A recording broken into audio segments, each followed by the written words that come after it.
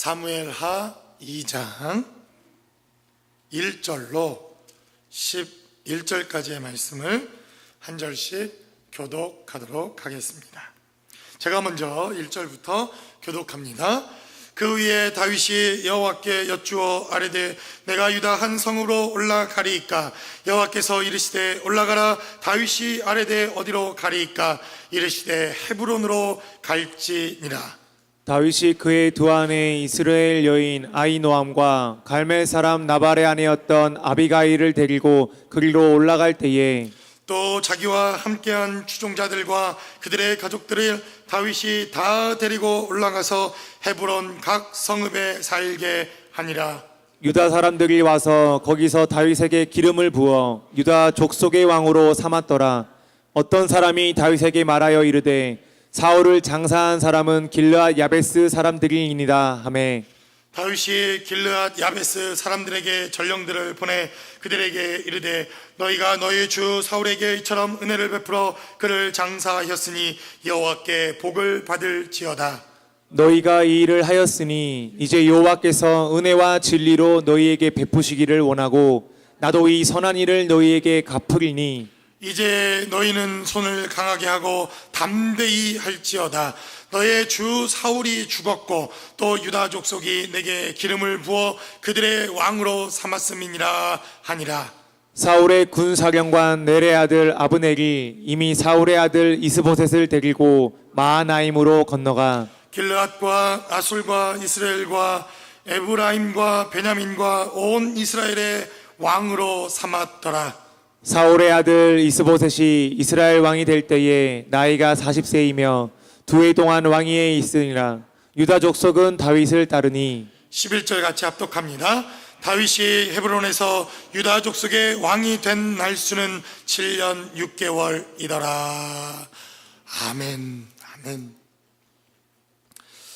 사무엘 하에 기록되어져 있는 메시지를 통해서 우리는 사울이라고 하는 사람이 마지막 생을 어떻게 마감했는가, 그리고 이 사울이 죽음을 통하여 다윗이 애가를 부르고 그를 추모하며 그를 노래하며 하나님 앞에 예배하는 것으로 이제 다윗의 나라와 하나님의 나라가 시작되는 것을 지난 시간 말씀을 통해 나누었습니다.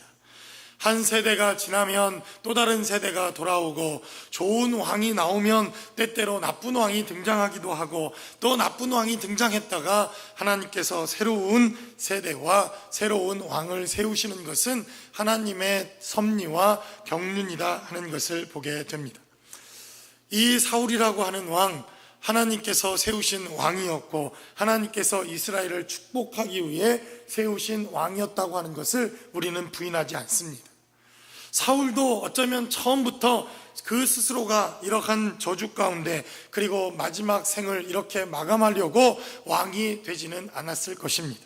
그도 잘해보고 싶었고 그도 하나님의 기름 부음을 받은 왕이었으니 하나님의 뜻대로 하나님의 말씀대로 이 민족을 위해서 헌신하고 봉사하고 충성하고자 하는 열정과 열망이 저는 분명히 있었을 것이라고 믿습니다. 어디서부터 잘못되었는지 그리고 무엇이 문제였는지 우리는 잘 알기에 그가 계속해서 하나님의 말씀에 순종하고 성령의 충만함을 받고 하나님의 은혜대로 그가 살 수 있었다고 한다면 그의 삶의 자리에 있어서 어쩌면 그는 마지막 하나님의 큰 은혜를 체험하고 경험하는 것으로 생을 마감했을지도 모릅니다. 그래서 우리는 사울이라고 하는 삶을 통해서 하나님이 우리를 부르시는 것, 우리를 어떻게 부르셨는가, 그리고 어떠한 삶으로 우리를 요구하셨는가 하는 것도 대단히 중요하지만 그 마지막 삶을 어떻게 마감할 것인가 하는 것도 대단히 중요한 삶이구나 하는 것을 깨닫게 된다는 것입니다. 이제 사울의 시대가 가고 다윗이라고 하는 새로운 왕이 등장하며 사무엘 하는 하나님의 나라가 어떻게 세워질 것인가, 다윗의 나라가 어떻게 세워지는가, 하나님이 기뻐하시는 나라는 어떻게 세울 것인가에 대한 메시지를 가지고 다윗이라고 하는 사람을 계속해서 집중적으로 하나님의 말씀으로 우리에게 증거하는 것을 보게 됩니다. 그러니까 여러분들이 사무엘 하에 기록되어져 있는 앞으로의 메시지를 통해서는 하나님의 나라가 이제 어떻게 세워질 것인가, 건강한 하나님의 나라, 하나님이 기뻐하시는 하나님의 나라, 하나님께서 원하시는 하나님의 나라는 도대체 무엇인가 하는 것을 우리는 이 본문의 말씀을 통해서 이제 하나님의 말씀을 나누게 될 것이라는 것입니다. 이제 다윗은 사울의 죽음을, 그 애도의 기간이 끝나게 되어지자 하나님께 기도하는 것으로 그가 새로운 사역을 시작합니다. 오늘 본문은 기록하기를 그 후에 다윗이 여호와께 여쭈어 아뢰었다라고 성경은 기록합니다. 다윗의 나라가 시작됩니다. 하나님의 나라가 시작된 것입니다. 하나님께서 원하시는 새로운 시대, 새로운 삶, 새로운 왕국이 들어서는 이 시점에서 다윗은 여호와께 기도하며 하나님께 시작하는 것을 보게 됩니다. 여러분, 우리의 삶의 자리에도 그러한 열망이 있지 않습니까? 내가 좀 새로운 사람이 되고 싶은 열망, 우리의 교회가 뭔가 좀 새로운 교회가 되고 싶은 그러한 열망, 우리의 가정이 뭔가 새로운 삶의 자리가 되고 싶은 열망, 내가 일하고 있는 일터와 내가 만나고 있는 사람들과의 관계도 뭔가 새로운 삶이 되고 싶은 그러한 열망과 열정들이 우리 가운데 다 있는 것을 보게 됩니다. 그러한 다윗의 삶의 자리에서도 이제 새로운 삶이 시작되어지고, 다윗도 이제 사울에게 쫓기지 않는, 그리고 이제 왕이 될 수도 있겠다고 하는 이러한 마음으로 그는 새로운 삶을 시작하게 됩니다. 그런데 바로 이렇게 새로운 왕조가 시작되어지고 새로운 나라가 시작되어지며 새로운 왕이 등극하는, 나타나는 하나님의 나라에 있어서 대단히 중요한 메시지들이 오늘 본문 가운데 기록되어져 있다는 것입니다. 하나님께서 우리에게 새로운 삶을 살게 하기 위해서, 우리가 새로운 마음을 갖기 위해서, 혹은 새로운 사람으로 거듭나기 위해서, 혹은 때때로 이제 모든 과거의 일들을 잃어버리고 우리 앞에 새로운 무엇인가가 펼쳐지기 시작하는 이러한 새로운 삶의 자리에 절대적으로 필요한 것이 있다고 하는 것을 성경은 우리에게 증거하며 말씀하고 있다는 것입니다. 저와 여러분들이 새롭게 되기 위해서, 아니 하나님께서 새로운 일들을 시작하신 이러한 다윗의 삶의 자리에서 그의 삶에 꼭 필요했던 하나님의 은혜와 능력은 무엇이었는지 본문이 기록하고 있는 말씀을 통해서 함께 나누어 보기를 원합니다. 첫 번째로 본문은 기록하기를 바로 이 다윗의 새로운 나라는 기도로 시작되어진, 기도로 세워지는, 하나님과 교제하는 것으로 새롭게 시작되어지는 나라였다라고 성경은 우리에게 말씀합니다. 그래서 오늘 본문은 어떻게 시작합니까? 그 후에 다윗이 여호와께 여쭈어 아뢰었다라고 성경은 이렇게 증거합니다. 여러분, 이 메시지에서 어떤 단어가 중요합니까? 그 후에라고 하는 이러한 단어들은 여러분들이 눈여겨봐야 할 필요가 있습니다. 성경의 말씀 가운데 제가 여러분들에게 강조해서 그러한 말씀들을 드리지 않았습니까? 그러므로, 혹은 이에, 어쩌면, 뭐 이러한 단어들, 그 앞에 어떤 일들이 발생하고 연이어서 등장하는 이러한 단어들을 잘 보는 것이 대단히 중요합니다. 사울이 죽었고 다윗에게는 새로운 시대가 도래했던 바로 그때, 그가 애가를 지어 사울을 장사 지내고 이제 새로운 나라가 시작되어지는 그 시점에 다가섰던 바로 그때에, 그 후에 다윗은 기도하기 시작했다는 것입니다. 그래서 오늘 본문에 기록되어져 있는 메시지들을 잘 살펴보면 다윗이 하나님께 기도하며 그가 하나님 나라를 위해서 기도하는 삶을 시작할 때 그는 영혼이 살아있고 하나님과의 교제가 살아있고 하나님과의 관계가 살아있는 것을 보게 됩니다. 다윗이 늘 그랬습니까? 그렇지 않았다는 것을 우리는 그의 생애를, 삶을 통해서 쭉 봐오지 않았습니까? 그가 시글락에 있었을 때, 그리고 그 시글락에서 자신들의 모든 가족을 잃어버리고 이 함께 동역했던 사람들의 돌에 의해서 죽임을 당할 수도 있었던 그 순간, 바로 시글락의 은혜를 통해서 그는 다시 한번 하나님과 교제하며 기도하며 영혼이 살아나는 축복의 역사가 있었다라고 성경은 우리에게 증거합니다. 그래서 여러분들이 다윗의 생애를 잘 살펴보면 다윗에게 한 가지 특징이 있습니다. 그가 깨어있고 그가 하나님께 쓰임받고 그가 하나님의 부르심을 받고 그가 하나님과 동행할 때는 그의 기도가 날카롭게 살아있다는 것을 보게 됩니다. 언제든지 그의 기도가 살아있고 언제든지 그가 하나님께 기도하며 그는 기도의 사람이었다고 하는 것을 성경은 끊임없이 우리에게 증거합니다. 그래서 우리가 다윗이 기록했다고 하는 시편의 메시지들을 살펴보면 그 노래는, 그 시편은 노래요, 때로는 기도요, 때로는 하나님께 탄식이요, 때로는 하나님께 부르짖는 간구요, 여러 가지 형태로 이렇게 노래하는 시편의 메시지가 기록되어져 있지만 한 가지 공통점이 있는 게 무엇입니까? 그 영혼이 살아있어서, 그 영혼이 하나님과의 관계가 밀접하게 관계가 있어서 늘 하나님과 동행하며 하나님께 기도하는 다윗이었다고 하는 것을 우리가 보게 된다는 것입니다. 그래서 여러분, 기도가 중요하지 않습니까? 저는 여러분들이 날마다 삶의 자리에서 기도하는 줄로 믿습니다. 여러분, 제가 이렇게 힘주어 기도하는 이유를 아시겠죠? 제가 참 믿음이 없어서 그런지 믿음이 안 되는 거는 하나님께 믿습니다 이렇게 기도를 해야 조금 믿어지더라고요. 제가 여러분들을 여러분들을 비난하는 거나 그런 것은 아닙니다.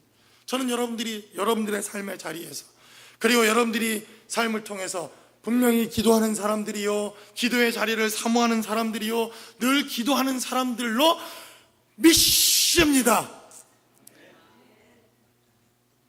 그러나 여러분들 공적인 삶의 자리에 나와서 기도하십시오. 저는 여러분들이 기도하는 줄로 믿는 사람이지만, 그러나 우리에게도 공적으로 하나님께서 기도하도록 부르신 삶의 자리가 있다는 것을 성경은 늘 우리에게 말하지 않습니까? 저는 가끔 여러분들이 삶의 자리에서 기도하는 것을 믿지만, 그러나 공적 예배의 자리에서, 공적인 기도의 자리에서, 혹은 새벽에, 혹은 하나님께 기도하는 금요 예배의 자리에서 이렇게 찬양하며 예배하는 공적 예배의 자리에 기도하는 자리를 여러분들이 채우지 않고 어떻게 일생의 삶의 자리에서 기도할 수 있을까라고 하는 질문이 있는 것도 사실입니다. 여러분들도 아주 지겹도록, 정말 치가 떨리도록 저에게 듣지 않습니까? 새벽에 기도해라, 금요일날 나와 기도해라, 틈만 나면 기도해라, 수요 성경 공부에 나와라. 우리의 삶의 자리에서 그 기도의 자리, 하나님과 교제하는 기도의 자리가 살아있을 때를 살펴보면 우리의 영혼이 정말 얼마나 하나님 앞에 날카롭게 우리의 영성을 세우고 살아있었던 삶이었는가 하는 것을 보게 되더라는 것입니다. 그래서 여러분, 기도를 아무리 강조해도 지나치지 않을 것은, 기도는 바로 우리의 영혼을 살리는 것이요, 기도는 죽어있던 우리의 영혼을 깨우는 것이요, 기도야말로 이 시대를 깨우는 하나님의 능력이 된다는 것을 믿기 때문에 그렇습니다. 그래서 많은 사람들이, 정말 기도를 많이 한다고 하는 사람들이 우리에게 그렇게 말하지 않습니까? 기도는 우리의 영혼의 호흡이다, 우리의 영혼의 호흡이다 라고 말합니다. 우리가 정말 살아있는가? 내 영혼이 살아있는가? 내 영혼이 하나님과 친밀한 관계를 누리고 있는가? 우리의 기도 생활을 통해서, 우리의 기도를 통해서, 우리가 어떤 기도를 하고 있는가를 통해서, 하나님께 우리가 어떠한 삶의 기도와 예배를 통해서 하나님께 나아가고 있는가 하는 이러한 삶의 자리, 이것이 바로 우리의 영혼을 가늠하고 우리의 영적 삶을 가늠하는 대단히 중요한 척도가 되더라라고 성경도 우리에게 말씀합니다. 여러분들의 기도와 여러분들의 관심과 여러분들의 후원을 통해서 저도 메릴랜드에 한 일주일간 또 컨퍼런스에 참석을 하고 왔습니다. 좋은 교회를 보았고 또 도전도 받았고 하나님의 크신 은혜를 체험하고 돌아왔습니다. 그런데 다들 목사님들이 이렇게 별명을 이렇게 지어주는, 그리고 이름 대신 별명을 부르는 그런 시간들이 좀 있었는데, 다들 저한테 목사님 목소리는 언제부터 그렇게 부흥 강사처럼 할렐루야 이러고 다니셨냐고. 제 별명이 그래서 부흥 강사였습니다. 감기 걸린 건가요? 아니면 목사님 목이 기도해서 쉰 건가요? 알아서 생각하십시오. 제가 이렇게 얘기를 했습니다. 근데 여러분, 제가 신앙생활 할 때, 제가 어려서 신앙생활 할 때 모든 목사님들의 목소리는 다 이랬습니다. 저만 그랬나요? 저만 그랬나요? 아니, 그때는 목사님 목소리가 감기 걸려서 그렇습니까? 아니면 기도해서 그렇습니까? 물어볼 필요가 없었습니다. 가끔 성도들이 전화를 합니다. 저한테. 그 시간에 제가 낮잠을 자는 시간도 아닌데 제가 전화를 받으면 목사님 주무셨나 봐요. 그러면 제가 하도 무안해서 예, 제가 그냥 뭐 그랬습니다. 이러고 맙니다. 너무나도 당연하고 너무나도 당연해야 할 것이 이상하게 보여지는 시대. 여러분, 목사가 기도해서 목 쉬는 게 당연한 거지 이게 이상한 시대입니까? 저는 이것이 당연하다고 믿습니다. 그래서 여러분들이 이제 요즘엔 안 물어보시더라고요. 목사님 감기 걸렸어요? 이제는 여러분들이 아시니까 바로 우리의 삶의 자리에 우리의 영성과 우리의 영혼을 깨우는 것, 우리의 영혼을 날카롭게 세울 수 있는 유일한 방법이 있다면 저는 그것은 기도라고 믿습니다. 시대가 아무리 험악하고 시대가 아무리 어렵고 시대가 아무리 세상이 이 교회를 조롱하는 시대라 할지라도 깨어있는 한 사람, 기도하는 한 사람, 기도로 하나님의 은혜를 깨우고 기도로 주님의 마음을 흔드는 사람이 있다고 한다면 바로 이 시대도 소망이 있고 이 시대도 하나님께서 새로운 일을 시작할 수 있는 새로운 시대가 도래할 것이라고 믿기에 저와 여러분들도 다윗처럼 새로운 시대를 위해서 기도할 수 있는 저와 여러분들의 삶의 자리가 되시기를 주님의 이름으로 간절히 축원합니다. 그래서 성경은 우리에게 말씀합니다. 모세, 사무엘, 다니엘과 같은 하나님의 사람들을 성경에 기록해 놓고 그들이 하나님 앞에 쓰임받을 수 있었던 유일한 공통점 하나를 우리에게 증거하는데 그게 무엇입니까? 기도라고 하는 삶을 통해서 그들이 하나님께 쓰임받았다라고 성경은 우리에게 말씀합니다. 모세도 늘 하나님께 기도하는 사람이요, 그는 40일을 금식하며 하나님께 기도하고 자신의 목숨을 들여서까지 그는 기도했던 사람이라고 성경은 우리에게 말씀합니다. 이 시대가 모세의 시대만큼 악하고 그 시대보다 더 악한 것이 아니라 어쩌면 모세처럼 생명을 걸고 기도하는 사람이 없기 때문은 아닐까라고 생각해 보게 됩니다. 사무엘이라는 사람도 하나님께서 그를 부르셔서 한나라고 하는 어머니의 기도를 통해 그는 기도의 자녀가 됩니다.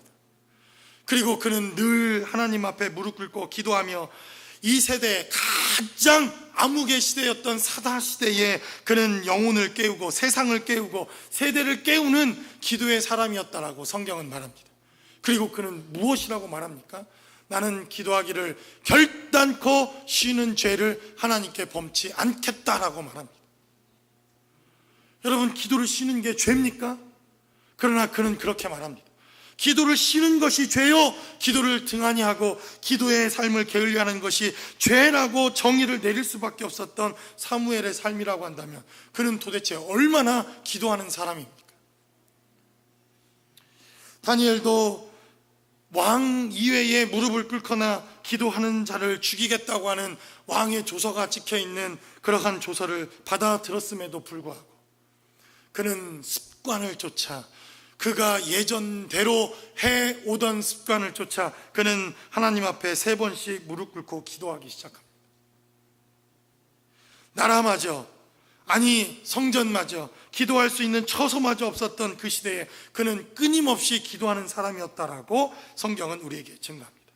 그래서 오늘 본문에 기록되어져 있는 메시지를 잘 살펴보면 다윗도 한 번에 하나님께 응답을 받은 것 같지는 않습니다. 오늘 본문이 기록되어져 있는 메시지를 살펴보면 그 위에 다윗이 여호와께 여쭈어 아뢰되 내가 유다 한 성읍으로 올라가리까 라고 기도합니다. 그러자 하나님께서 여호와께서 이르시되 올라가라 라고 말합니다.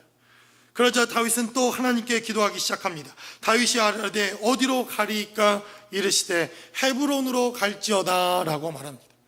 적어도 오늘 본문에서 기록된 메시지를 살펴보면 적어도 2번 이상은 기도한 것 아닙니까? 어쩌면 본문의 지면이 짧아서 그렇게 기록할 수도 있지만 다윗은 적어도 2번 이상은 기도해야만 하나님의 분명한 응답을 들었을 것이라고 믿습니다. 저는 기도의 횟수가 중요하다, 오래 기도하는 것이 중요하다, 이것을 말씀드리는 것이 아닙니다. 그러나 끊임없이 기도하고 하나님과 오래 기도하며 날마다 기도하며 응답이 있을 때까지, 분명한 응답을 받을 때까지 기도하는 것은 숫자와 상관없이 대단히 중요한 기도의 습관이라고 믿습니다. 그러기에 하나님의 응답이 들려올 때까지, 하나님께서 말씀하실 때까지, 하나님께서 우리에게 분명한 응답으로 말씀하실 때까지 1번도 좋고 2번도 좋고 3번도 좋고 끊임없이 기도하는 삶, 이것은 대단히 중요한 기도의 삶이요, 우리에게 무엇인가 새롭게 시작되어지는 삶의 자리에서 대단히 중요한 삶의 모습이라고 생각되어집니다. 그러므로 저와 여러분들도 기도하는 하나님의 나라, 기도하는 여러분들의 가정, 기도하는 여러분들의 부부, 기도하는 여러분들의 자녀들, 그리고 기도의 삶을 통해서 하나님의 새로운 삶의 여정과 삶의 능력이 시작되는 거룩하고 복된 삶의 자리가 되시기를 주님의 이름으로 간절히 축원합니다. 2번째로 본문은 우리에게 증거하기를, 무엇인가 이제 새로운 나라가 시작되어지는 바로 그때에는 새로운 땅이 필요하다라고 성경은 우리에게 말씀합니다. 그리고 다윗은 헤브론이라고 하는 땅을 얻게 됩니다. 오늘 본문은 기록하기를, 그 위에 다윗이 여호와께 여쭈어 아뢰되 내가 유다 한 성으로 올라가리이까. 여호와께서 이르시되 올라가라. 다윗이 아뢰되 어디로 가리이까? 이르시되 헤브론으로 갈지니라 라고 하나님께서 말씀하십니다. 다윗은 시글락이라고 하는 그 땅에 있었습니다. 그리고 그 땅에서 하나님을 체험합니다. 하나님이 나를 보호하시지 않는다면, 하나님께서 우리의 가정과 함께 하시지 않는다면, 하나님께서 우리 공동체와 함께 하시지 않는다면 나는 아무것도 아니라고 하는 존재를 바로 이 시글락의 교훈을 통해서 그는 배웁니다. 그리고 하나님께서 역사하셔서 그는 아말렉이라고 하는 사람에게 붙잡혀갔던 이 가족들을 다시 되찾고 사울의 죽음을 경험하게 되어지는 그 땅에서 그는 하나님으로부터 말씀과 기도와 하나님께 순종하는 법을 배우게 됩니다. 그 땅에서도 대단히 중요한 하나님의 레슨이 있었던 것을 보게 됩니다. 그러나 거기에 그치지 않고 이제 다윗은 헤브론 땅까지 가야 되는 역사가 필요했다는 것입니다. 바로 새로운 나라가 시작되기 위해서, 왕이 되기 위해서, 그가 하나님께 순종하기 위해서, 더 크게 쓰임받기 위해 그는 헤브론이라고 하는 땅으로 하나님께서 그를 불러들이시는 것을 보게 됩니다. 그리고 2절은 3절은 기록하기를, 다윗이 그의 두 아들 이스라엘 여일 아히노함과 갈멜 사람 나발의 아내였던 아비가일을 데리고 그리로 올라갈 때에 또 자기와 함께한 추종자들과 그들의 가족들을 다윗이 다 데리고 올라가서 헤브론 각 성읍에 살게 하니라 라고 성경은 기록합니다. 여러분, 제가 구약 성경을 설교하고 또 구약에 기록되어져 있는 메시지를 여러분들과 함께 나눌 때 강조해서 말씀드린 것이 있습니다. 구약 성경에 등장하는 땅, 이것은 대단히 중요한 것이다, 여러분들에게 늘 말씀드린 적이 있습니다. 땅만 다 알아도 구약 성경 90%는 다 이해한 것입니다. 그럴 정도로 이 땅에 대한 역사는 대단히 중요한 것이며, 하나님께서 아브라함을 통해서 약속하셨던 약속도 땅과 하나님의 자녀를 주겠다고 하는 약속으로 시작되는 것을 보게 됩니다. 갈대아 우르에서부터 하나님이 부르셨던 아브라함을 통하여 하나님은 아브라함에게 이제 이렇게 약속합니다. 내가 너를 민족의 땅, 하나님이 부르신 땅, 하나님의 꿈의 땅, 젖과 꿀이 흐르고 하나님의 약속이 있는 가나안 땅으로 너를 부를 것인데, 너를 축복하는 자를 축복하고 너를 저주하는 자를 저주하며 너에게 내가 약속의 땅을 주겠다라고 하나님께서 말씀하십니다. 그리고 아브라함에게 2가지 약속을 주시지 않습니까? 내가 장자를 얻는 축복을 얻을 것이다, 그리고 내가 땅을 소유하게 될 것이다 라고 하나님께서 창세기 12장에 말씀하시는 것을 보게 됩니다. 그리고 이 약속을 쫓아 아브라함이 75세가 되던 해에 그의 본토아비 친척을 다 버리고 그는 가나안 땅으로 이주하기 시작합니다. 그리고 하나님의 약속대로 그는 자녀를 얻게 되어지는데 그가 언제 약속의 자녀를 얻게 됩니까? 언제? 25년이 지난 100세가 되어 그가 몸이 완전히 죽어진 것을 알고도 그는 하나님의 약속을 쫓아 이삭이라고 하는 자녀를 얻게 됩니다. 여기까지는 너무 잘 알죠. 너무나도 많은 설교들을 들었으니까. 그런데 땅에 대한 약속은 설교하지 않습니다. 여러분들이 다 잊어버리셨거들랑 웹사이트에 들어가면 우리가 아브라함에 대해서 이미 한 2년 전에 나누지 않았습니까? 다 여러분들과 나누었던 메시지입니다. 하나님께서 이제 아들을 주셨으니 땅을 주셔야 할 텐데 하나님은 오히려 쉽게 줄 것 같은 땅은 주시지 않고 어렵게 자신의 몸이 죽어서 아이를 낳을 수 없는 상황이 되었던 아들은 너무나도 쉽게 주시는 것처럼 보여집니다. 그리고 땅을 얻기 위해서 계속 그 가나안 땅에 정착해 있는 아브라함에게 하나님은 계속해서 믿음의 연단의 시간들을 보내게 하십니다. 그리고 땅을 언제 얻습니까? 언제 얻죠? 땅을? 1부 때 말씀드렸는데 이미 62년이 지난 아브라함이 가나안 땅에 들어온 지 62년 되던 해에 아브라함은 가나안 땅을 얻게 됩니다. 창세기 23장은 그래서 바로 아브라함이 처음 땅을 얻는 이야기가 등장을 합니다. 이 이야기는 물론 사라가 죽음을 맞이하게 되는 이야기이지만 사라의 죽음을 통해서 하나님이 약속하셨던 가나안 땅을 얻는 이야기가 창세기 23장에 등장을 합니다. 세겜 땅을 얻게 되어지고 그 족장들이 와서 그 땅을 공짜로 그리고 매장지로 사용해라 이렇게 아브라함에게 이야기하지만 그러나 아브라함은 시세의 2배, 3배, 4배 혹은 10배를 주고 그 땅을 삽니다.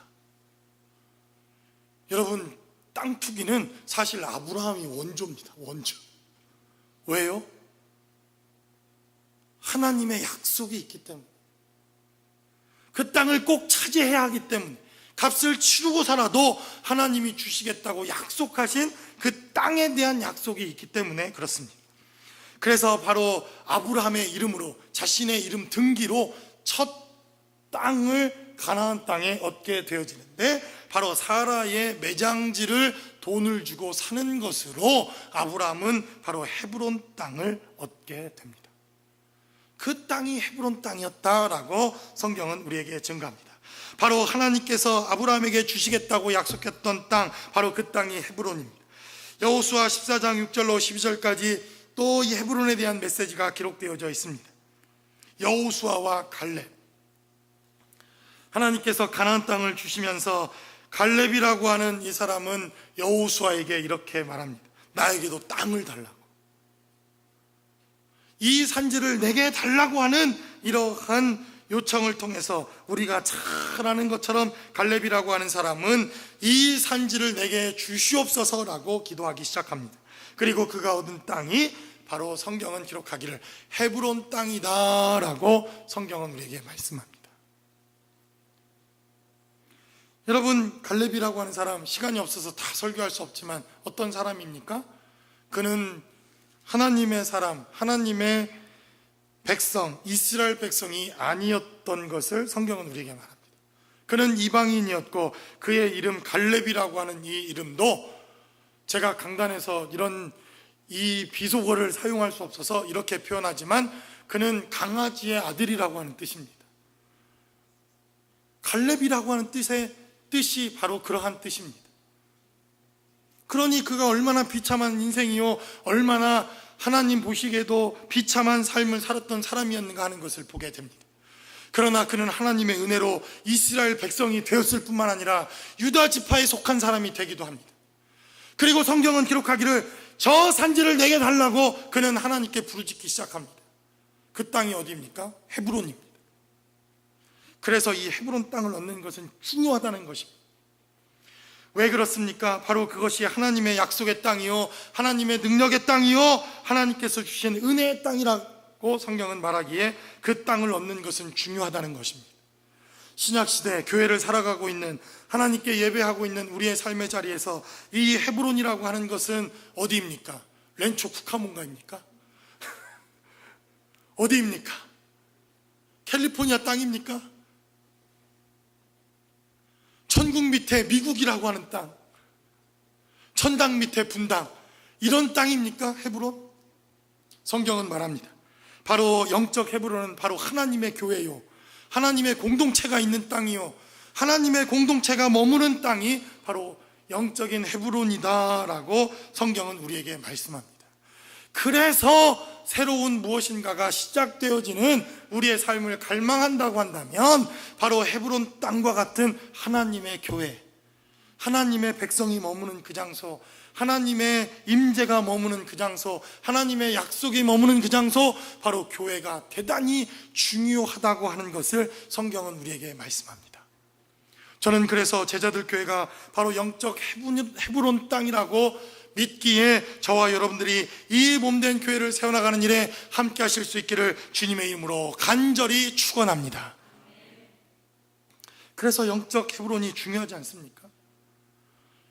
바로 하나님께서 다윗에게 헤브론으로 가라 이렇게 말씀합니다. 그러나 여러분 잘 생각해 보십시오. 왕이 되기 위해서, 왕이 되려면, 그가 이스라엘의 왕이 되기 위해서 인간적인 생각이라고 한다면 어느 땅으로 가야 합니까? 어느 땅으로 가야 합니까? 우리 한번 사무엘하 2장 8절의 말씀을 보도록 하겠습니다. 사무엘하 2장 8절은 말하기를 사울의 군사령관 넬의 아들 아브넬이 이미 사울의 아들 이스보셋을 데리고 마하나임으로 건너갔다라고 성경은 말합니다. 그리고 9절은 말하기를 길르앗과 아술과 이스라엘과 에브라임과 베냐민 온 이스라엘의 왕으로 삼았더라라고 성경은 말합니다. 여러분, 왕이 되기 위해서는 어느 땅으로 가야 합니까? 마하나임으로 가야 합니다. 왕이 되기 위해서는 실로 땅으로 가야 합니다. 왕이 되기 위해서는 바로 이 땅으로 가야만 왕이 될 수 있습니다. 왕이 될 수 있는 절호의 찬스, 왕이 될 수 있는 너무나도 좋은 기회임에도 불구하고 그는 헤브론으로 올라가라고 하는 하나님의 음성에 순종하여 헤브론 땅으로 갑니다. 그뿐만 아니라 자신의 모든 아내와 자신의 모든 가족을 데리고 그의 모든 추종자를 데리고 그는 헤브론 땅에 올인합니다. 왕이 되기 위해서는 마하나임으로 가야 하는 것이 마땅한데, 왕이 되기 위해서는 이 땅으로 가는 것이 마땅한데도 그는 헤브론 땅을 선택했다는 것입니다. 그가 선택한 것이 무엇입니까? 하나님의 음성입니다. 그는 하나님의 약속을 선택했습니다. 그는 들려오는 하나님의 음성에 순종했고, 하나님께서 헤브론으로 가라고 하는 곳에 그는 삶을 걸었고, 자신의 인생을 걸었고, 자신의 가족을 걸었고, 자신의 공동체를 걸었다는 것입니다. 그래서 우리의 목숨을 걸어야 할 장소, 우리의 삶을 올인해야 할 장소, 우리의 모든 것을 하나님께 드려야 할 장소, 그곳이 어디입니까? 헤브론이더라라고 성경은 우리에게 말씀합니다. 마지막으로 성경은 우리에게 증거하기를 오늘 왕이 되기 위해 그는 두 번째 기름 부음을 받습니다. 그는 두 번째 기름 부음을 받았다라고 성경은 우리에게 말씀합니다.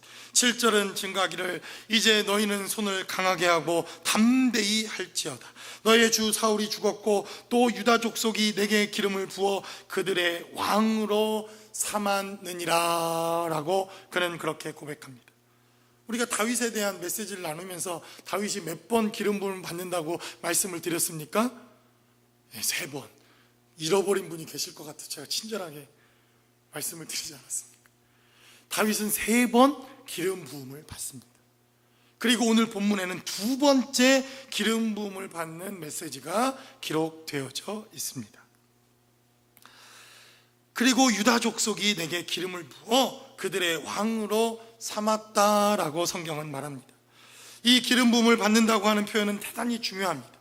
이 시대를 살아가는 우리들에게는 성령의 역사요, 성령의 충만함이요, 하나님께서 우리를 사용하시는 약속이요, 성령의 기름 부음을 통해서 날마다 성령 충만함을 우리에게 말씀하시는 메시지가 바로 구약에는 기름을 붓는다는 표현으로 성경에 기록되어져 있기 때문에 그렇습니다.